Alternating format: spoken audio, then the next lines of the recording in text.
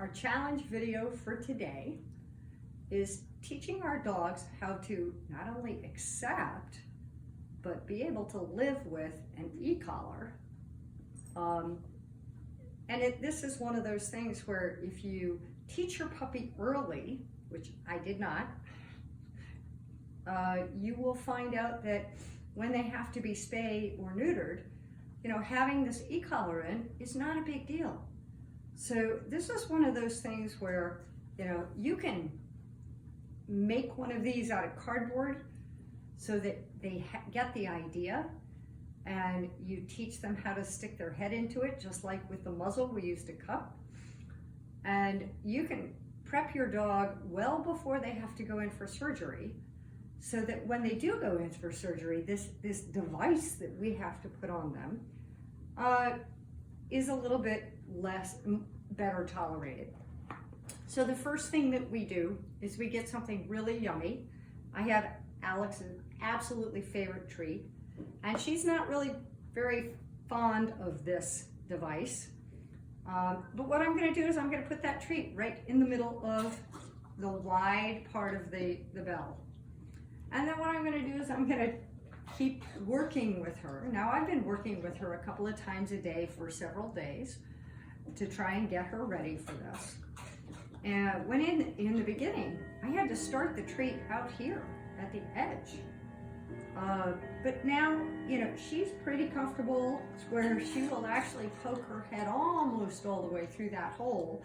And I made sure that, this e-collar is taped so that it is as wide as possible.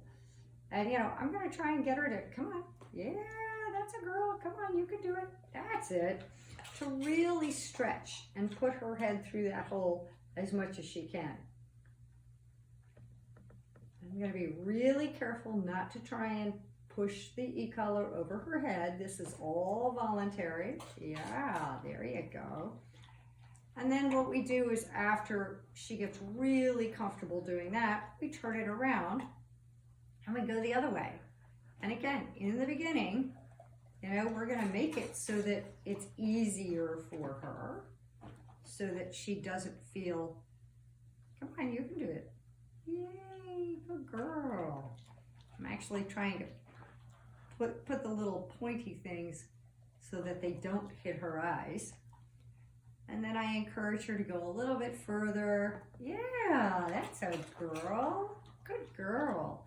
Eventually, I will get her to the point where I can put one right in the middle and she'll plop right down and eat it. Now, she's obviously not at that point yet, so I'm going to continue feeding her just a little bit tighter each time. Yeah, that was really good. Excellent. Come on, you want to try again? And I'm always going to leave it on an easy one. Yeah, good girl. But the more I work with her on this, the more comfortable she's going to get, and I will know that she's where I need her to be when she will comfortably reach in, grab that off the floor, and bring her head back out. Now, I'm going to be really careful when she gets to this point, because I don't want her to get down there and then feel like she's stuck. I actually want her to be able to reach in, grab the treat, and come right back out. So I will be here holding this nice and steady so that she can't get it stuck on her head and have it freak her out that first time.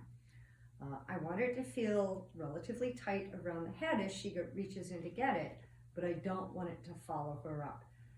And again, a little bit at a time, 3 or 4 times a day. With a very young puppy, this will go very quickly, because if you catch them before they're 14 weeks old, their brains are like sponges and they're willing to do just about anything. Most puppies. Some puppies, that's a girl. Good. See? I think it's all the way down in there. That's awesome. Good girl. Come on, you can do it. It's right there. And again, no, you don't get to get that. Here, I'll put the cup down in there. Here, come, get the cup. Look, it's in the cup. Go get it. It's right there. Yeah, And I'll hold it here to make sure she can't flip it up. But the idea is, you know, we want her to come down into it. Go ahead.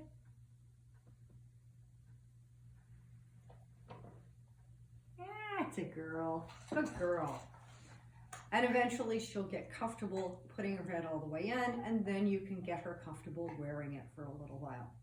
So that's your challenge video. And by the way, even if your dog is older, even if they've been spayed or neutered, I would go ahead and do this, because you never know when they're going to get a hot spot, when they're going to need, you know, minor surgery on their, they have something happen on their leg, an injury, and you're going to have to put an e-collar on. Why not have your dog like the e-collar as opposed to being afraid of it?